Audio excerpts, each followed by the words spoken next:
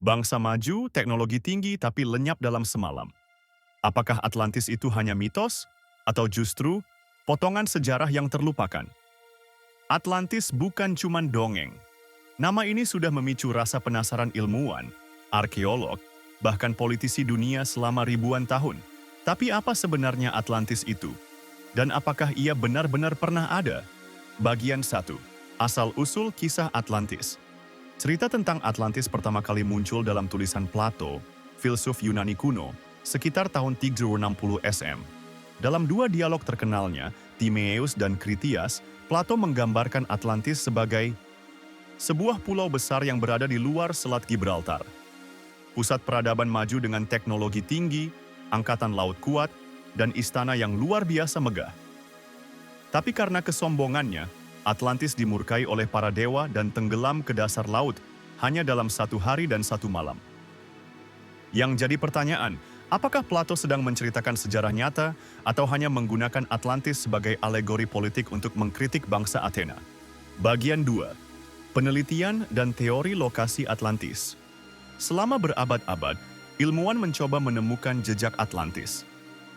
Berikut beberapa teori lokasi yang paling banyak diteliti.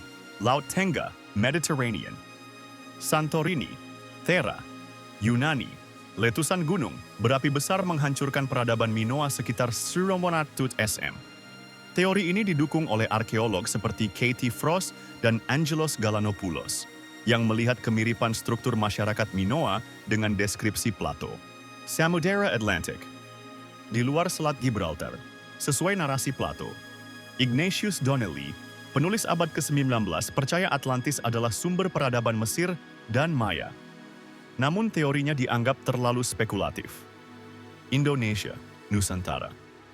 Menurut Profesor Arisio Santos, peneliti asal Brasil, Atlantis terletak di Asia Tenggara, khususnya wilayah Indonesia.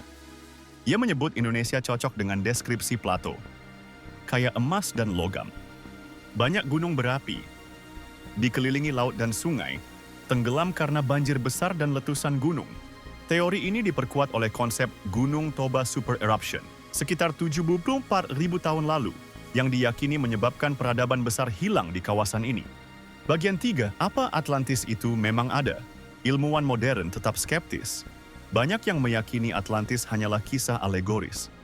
Namun ada juga yang berpendapat, bisa jadi Atlantis memang ada, tapi bukan seperti yang dibayangkan film Hollywood. Arkeolog dari National Geographic dan Smithsonian Institute menyebut bahwa banyak peradaban besar pernah hilang karena bencana alam, seperti Pompei, Mohenjo-daro, dan Akrotiri. Jadi bukan tak mungkin, Atlantis pun adalah nama lain dari peradaban kuno yang belum teridentifikasi. Dan jika teori Indonesia benar, bisa jadi kita hidup di atas tanah yang dulunya adalah pusat kejayaan peradaban Atlantis.